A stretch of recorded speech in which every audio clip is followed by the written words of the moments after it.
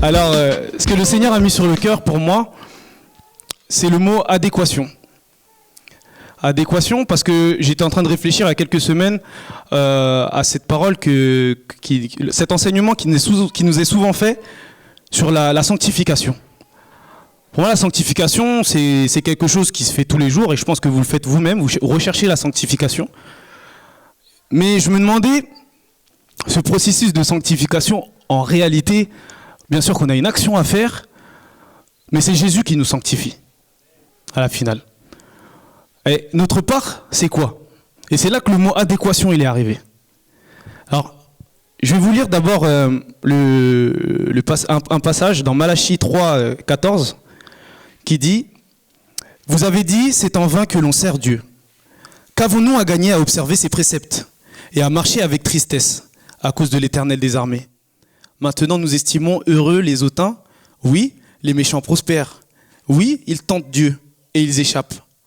Et vous verrez de nouveau la différence entre le juste et le méchant, entre celui qui sert Dieu et celui qui ne sert pas Dieu. » Amen. Alors, dans un premier temps, je vais définir ce qu'est le mot adéquation. Donc j'ai cherché ça, bon, c'est quelque chose qu'on fait souvent ici. On cherche la définition d'un mot avant de pouvoir en parler. Et celle qui m'a le plus frappé, c'est quand j'ai tapé dans Google, dans la barre de recherche, c'est la première qui est arrivée, il y avait même la phonétique, et ça disait ceci. Rapport de convenance parfaite. Juste en dessous, il y avait une petite indication qui disait une parfaite adéquation entre ses paroles et ses actes. J'ai pris aussi la définition de Spinoza qui parle de la cause adéquate. Et il dit c'est une cause dont on peut percevoir l'effet clairement et distinctement sur elle-même.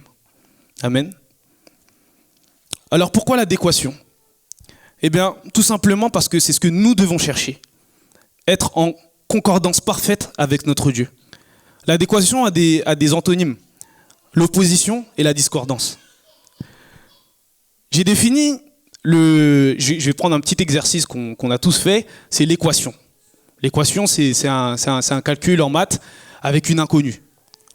Et je me suis posé la question, dans une équation, voilà, on a 6x plus 2x plus 3 égale, et moi j'ai mis disciple de Christ. Qu'est-ce que je fais pour atteindre mon but? Qu'est-ce que je fais pour être un disciple de Christ? Je sais que pour atteindre ce but-là, je dois être en adéquation.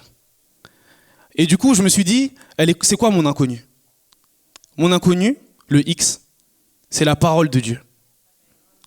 Mon 6x plus 3x plus 2 égale disciple de Christ, il est multiplié par la parole de Dieu. Et ce matin, je vais te poser la question simplement en réflexion, par quoi multiplies-tu ta vie? Par quoi multiplies-tu ta vie? Notre frère Daté est venu lors du témoignage, et d'ailleurs ça a confirmé la petite méditation de ce matin. Il a dit que pendant une partie de sa vie, il a multiplié sa vie par autre chose que la parole de Dieu. Par l'orgueil, par la colère, par ses mauvais penchants. Et en fait, à chaque fois le résultat, il n'était pas égal au disciple de Christ. Et c'est ça qui l'a éloigné de Christ. Dans un deuxième temps, j'ai commencé à réfléchir et je me suis dit, ok, l'adéquation, ça demande à s'attacher à la parole de Dieu plus que toute autre chose. J'étais derrière un bus, j'étais en train de conduire et j'ai vu derrière une petite affiche qui disait, c'est l'affiche des Croods 2, c'est super drôle. C'est un film pour enfants, c'est un dessin animé. Et la phrase, elle disait, le futur, c'était mieux avant.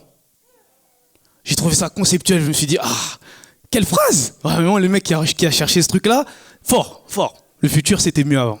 Et après, je me suis dit, en fait, il commence à inculquer ça à nos enfants dès le plus jeune âge. On est dans un monde où on dit à nos enfants, le futur, c'était mieux avant. Ils sont déjà dans une situation d'échec. Alors qu'ils doivent tendre à être des disciples de Christ, ils commencent déjà à tendre à l'échec. Ils vont commencer à multiplier leur vie par l'échec. Et par des petits trucs. L'ennemi, il utilise des petits trucs super malins pour nous glisser. Voilà, les croûtes, c'est marrant, etc. Si je fais pas attention et que je dis pas à Josué, attention, c'est marrant, mais c'est pas le futur, c'était mieux avant. Le futur, c'est mon Dieu qui l'a entre ses mains. Amen. Le futur, si moi je suis avec Dieu, si je marche avec Dieu, si j'ai la parole de Dieu, si je multiplie ma vie par la parole de Dieu, mon futur à moi, la victoire m'est assurée. Amen. Et en fait, ça m'a fait réfléchir et je me suis dit, voilà, il y a des gens qui font des choix de changer de style de vie pendant une période. Et bah, je reprends encore ton exemple, je l'avais écrit, tu as encore témoigné. Le frère Daté, et bah, il est venu et il nous a dit, voilà, pendant une période de ma vie, j'avais des mauvaises pensées, j'avais des mauvaises pratiques. Et à un moment donné, je me suis dit, non, ça ne peut pas continuer. Je mets ma foi en action. Je mets la parole de Dieu en avant. Et même si, avec cette petite foi que j'ai mis, ce grain de sénévé que j'ai mis, eh ben, je n'arrive à rien. Moi, j'ai confiance en Dieu. Ma prière, elle va être exaucée. Et il nous a dit, là, il y a 2 semaines, il me semble que c'était ton témoignage, il nous a dit, j'ai été délivré de la pornographie. Il a vécu ça pendant des années. Et au moment où il a décidé de changer de facteur, au moment où il a décidé de multiplier sa vie par la parole de Dieu, il est rentré en adéquation et il est rentré dans son disciple-là pour Christ. Amen. Et du coup, moi je considère que du coup, ces témoignages, c'est un peu des équations qui sont résolues. Tous les témoignages que vous faites, que j'ai fait, que Rinja a fait, que Marie-Jo est déjà venue faire, que le pasteur Binois fait, il me semble que les prédicateurs, quand ils viennent ici, eux-mêmes témoignent de ce qu'ils vivent réellement. Toutes ces équations-là, c'est des équations résolues. Et en fait, j'ai pris ça, les témoignages, comme des équations résolues. Pourquoi ? Parce que je me suis dit, quand j'étais petit et que j'arrivais pas à faire un exercice en maths, quand j'avais un problème, bon, j'étais un peu un tricheur. J'allais regarder la solution. J'allais dans mon cours.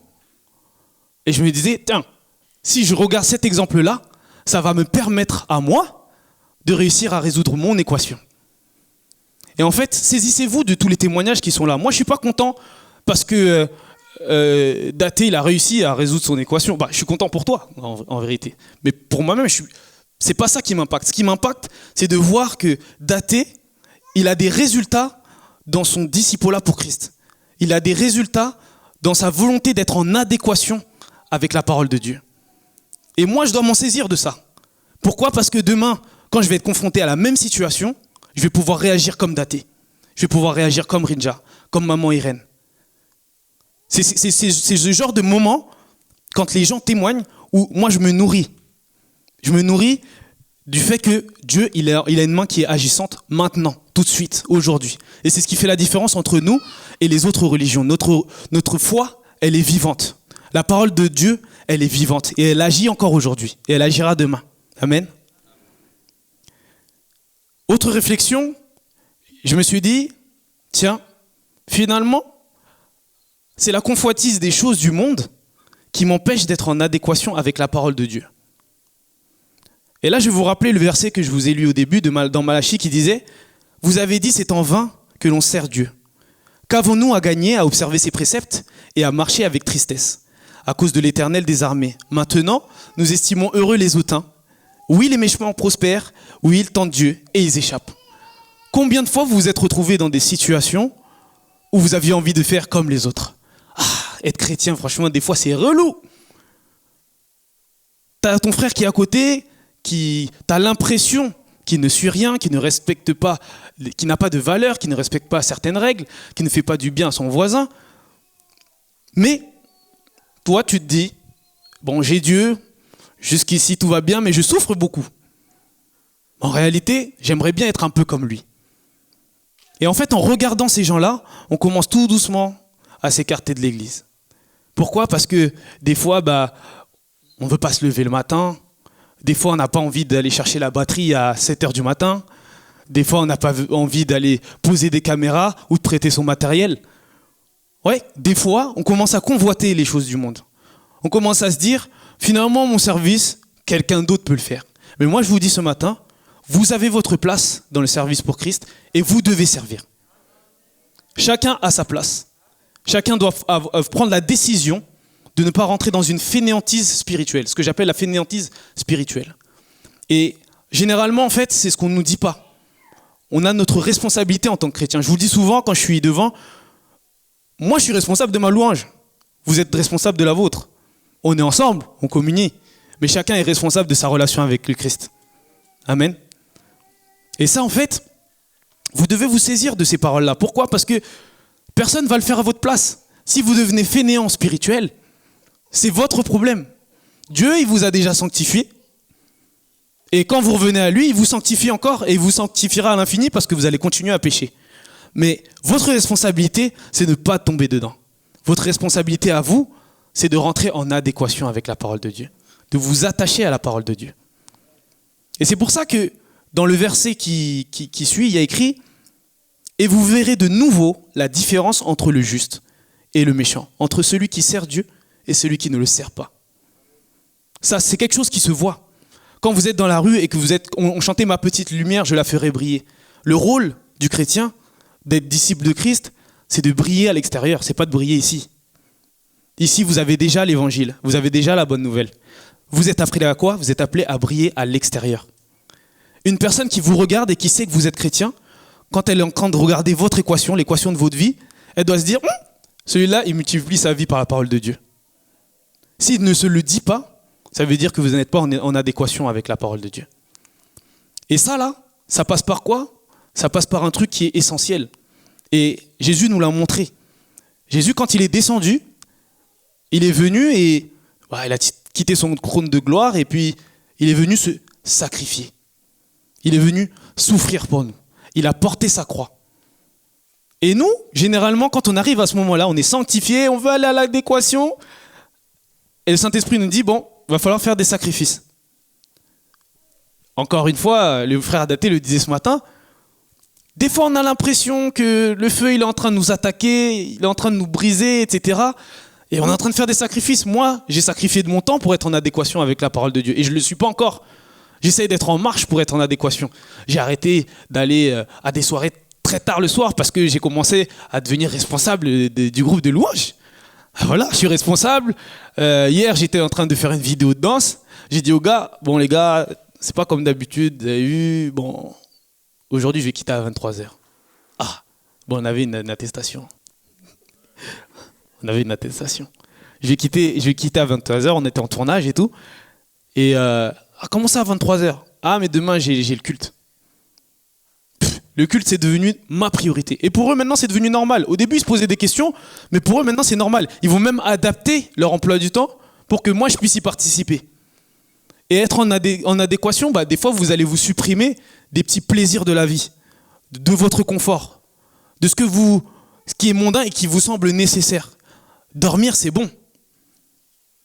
Mais moi, peut-être que pour moi, c'est facile de me lever à 5h du matin, parce que j'ai pris l'habitude.